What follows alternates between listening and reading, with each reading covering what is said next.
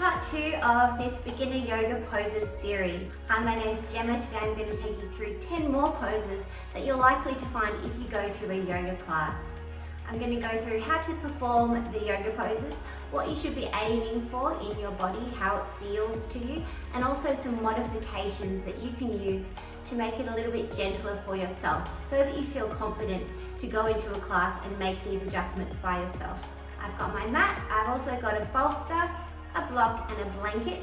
These are things that you'll likely find at any yoga studio for you to use. Using props is a really great way to make modifications so you can make the poses work for you and your body. Let's jump onto our mat and we'll get started.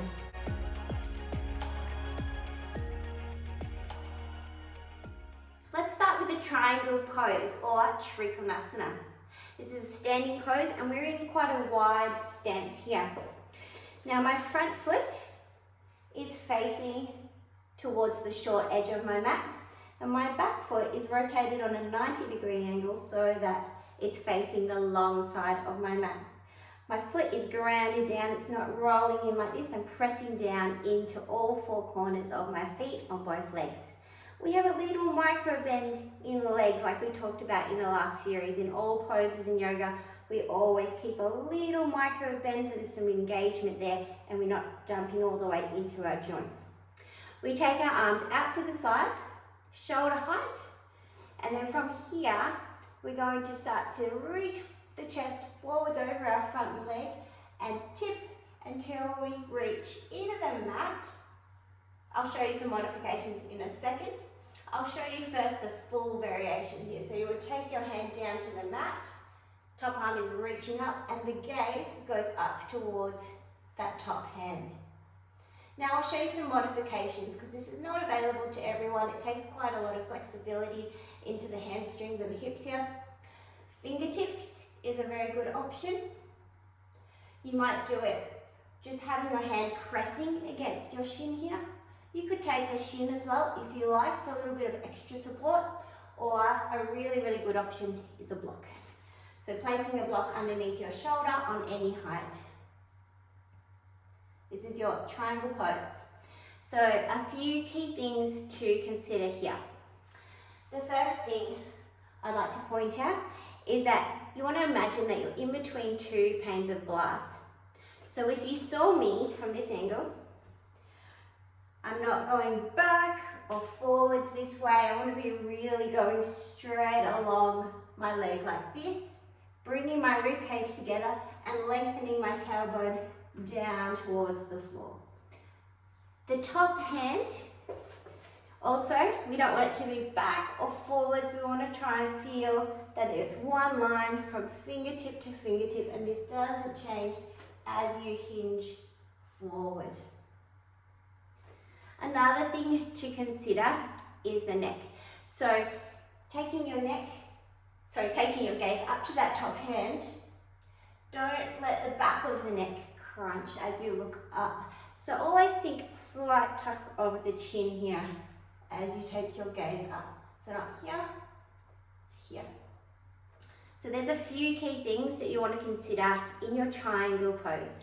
Let's now look at a pyramid pose. Pyramid pose, we start with our front foot facing the shorter edge of our mat. The back foot is on a 45-degree angle. And if you look at me from the front, my legs are not in line. They're more or less in line with my hips. So this gives you a bit of extra stability. If you're here, it's going to be very hard for you to balance. So take your feet sort of like train tracks in line with your hips. And from here, let's take our hands at heart center. There's a few different ways you could do this. Let's to learn it, take our hands to heart center. And we'll start to hinge forward. We hinge forward from the hips, keeping a flat back as long as you possibly can. When you can't go any further, keeping your flat back, then you can release the head, the neck, and you can let the spine round and bring the nose towards your knee. Again, blocks are really useful here. 1 or 2 blocks. You could just put it here.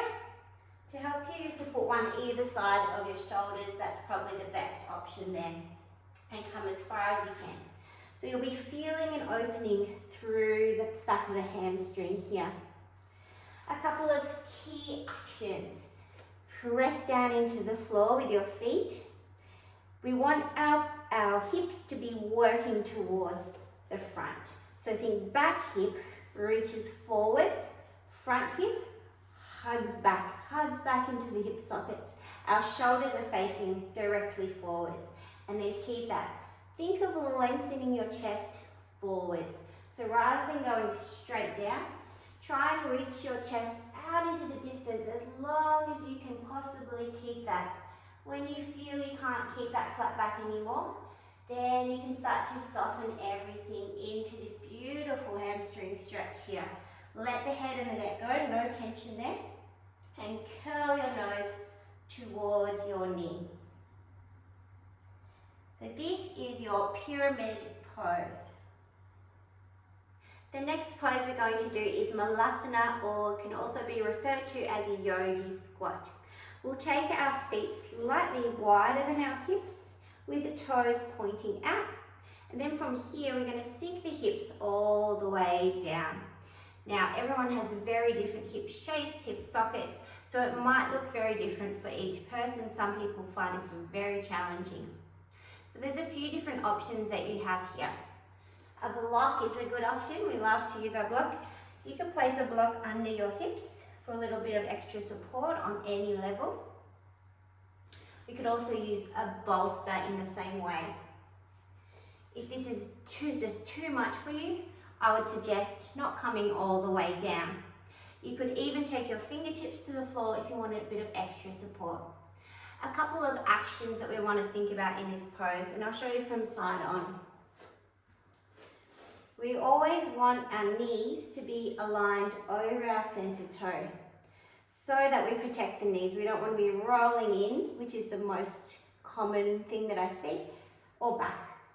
More likely that they're going to go in. So think of pressing the thighs back, and you can even use your elbows here to facilitate that. So you can press your elbows into your thighs like this.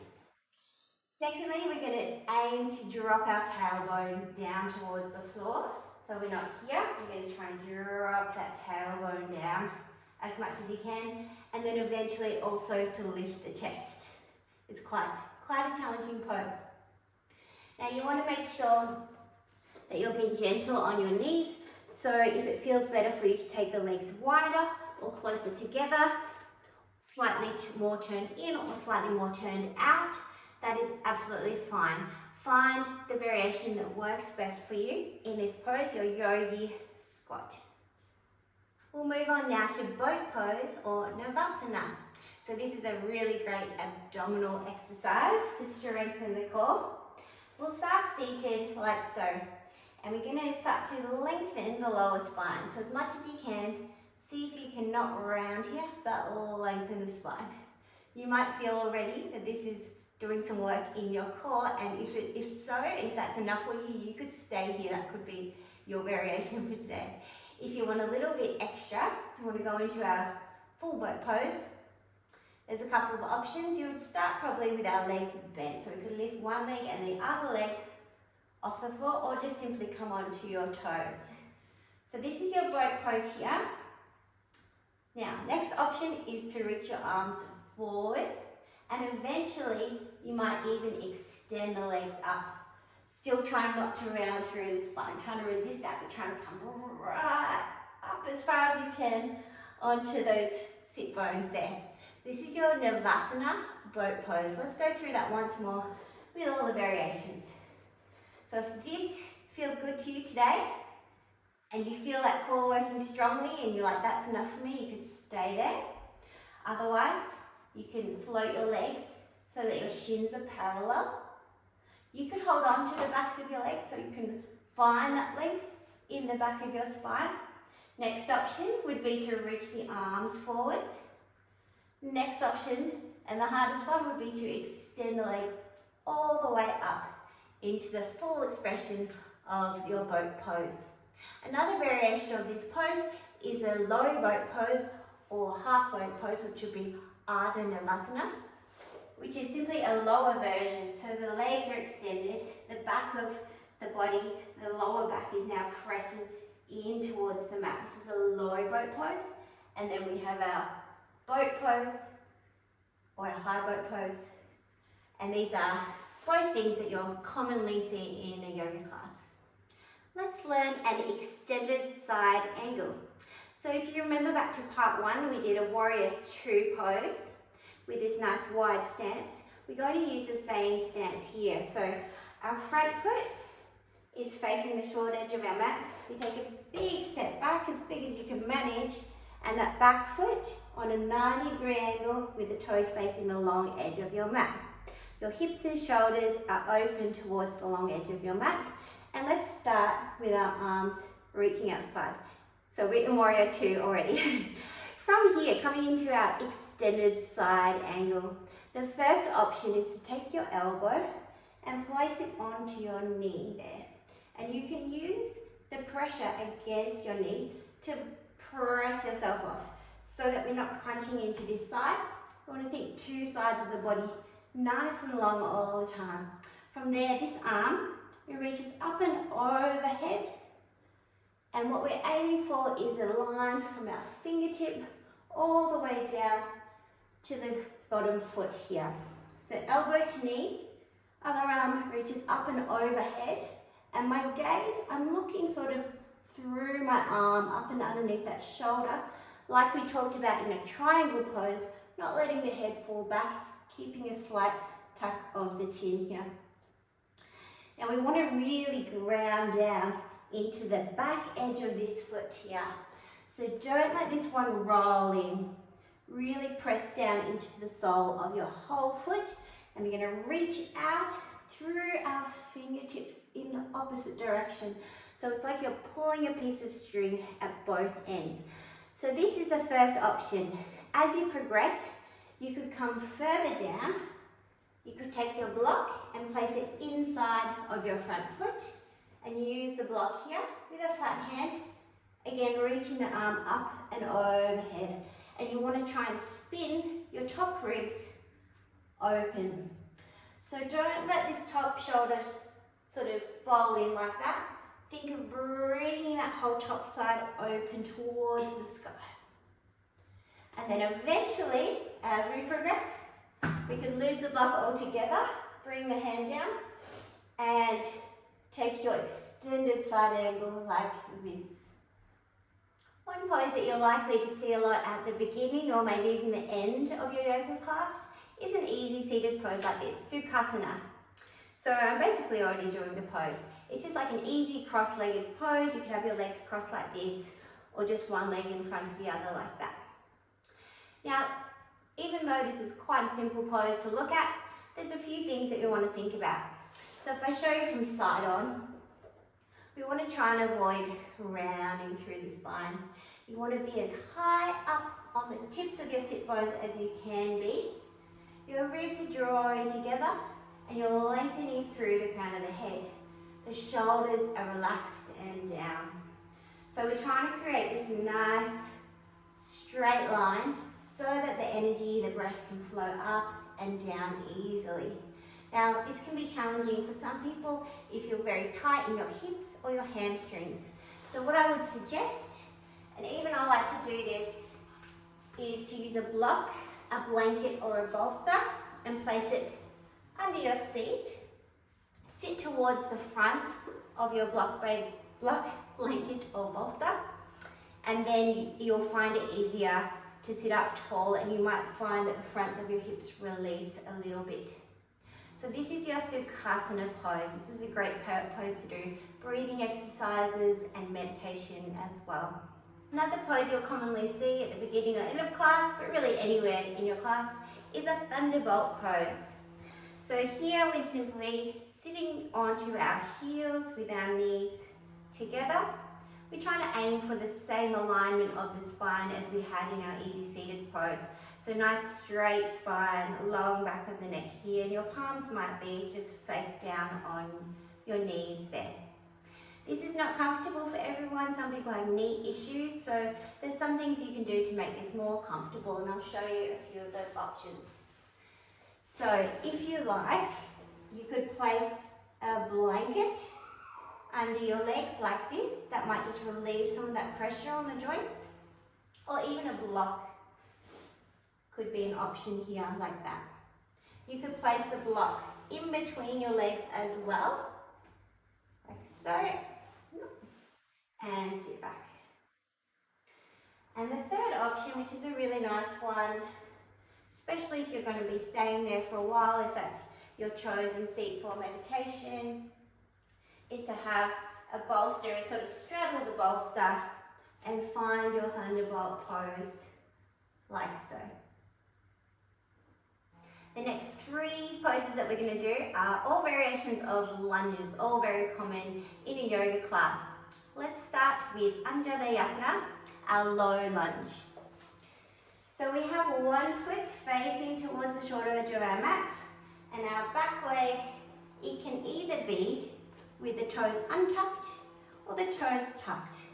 And your teacher may specify which one they wish for you to do, but if they don't, I would say go with whichever one feels the best. So if it's a bit, your knees don't feel great like this, you might feel better to untuck it, you can go with that one. So in this pose, this is our low lunge. Let's start really upright, and I'll just take our hands to heart center. Like we've done in some previous poses, hug that front hip back, back hip reaches forward, so that hips and shoulders are facing directly to the front. This will be the same in the next 2 poses as well. So we want to think about lengthening your tailbone down towards the mat. And as you do that, you will likely notice quite a good stretch up through the front of that quad there. So this is what we're aiming for, and this might be enough for you. If that's very strong, don't go any further, just stay there. If you want a little bit more, you can start to bring the weight forwards into that front leg, bending, deepening into that front leg. And then we can reach the arms up alongside our ears. Again, pinky spin forward so that the shoulders can come down. Now, as you extend your arms up, unless you're aiming to go into a back bend, think of bringing those top ribs together, keeping really strong through the front of the body, and the belly button's drawing in and up. So we're not dumping into the lower spine, we're lengthening the tailbone down, picking the front of the belly up, like so. So this is your low lunge pose. Let's look now at a high lunge or high crescent lunge. So all the key actions here will be exactly the same as in your low lunge. We take the feet, front foot facing towards the short edge of the back, and in this case our back toes are also facing the front and the short edge of your mat, and you're reaching out through that back heel. So try and engage this back thigh so it's not kind of soggy. We want it to be really lifted and pulled up right up to your hip here, and then reaching out through your back heel. Your front knee, make sure that it doesn't roll in. This is really common. We want the front knee tracking right over your toes like that. So that's going to protect your knees. And then from here, same actions as we did before. So you found your nice stance, press down into the mat. Now find that length through the tailbone. Tailbone drops right down towards the ground. Pick the belly button in and up.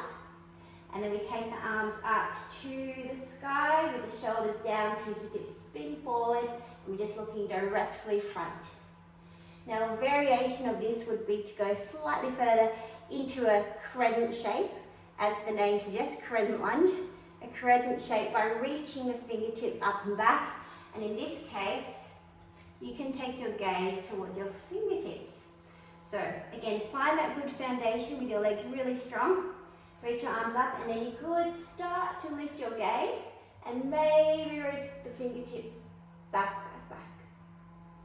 So this is your crescent lunge or your high crescent lunge. And the last lunge that we're going to learn today is a lizard lunge. This is a really nice hip opening pose.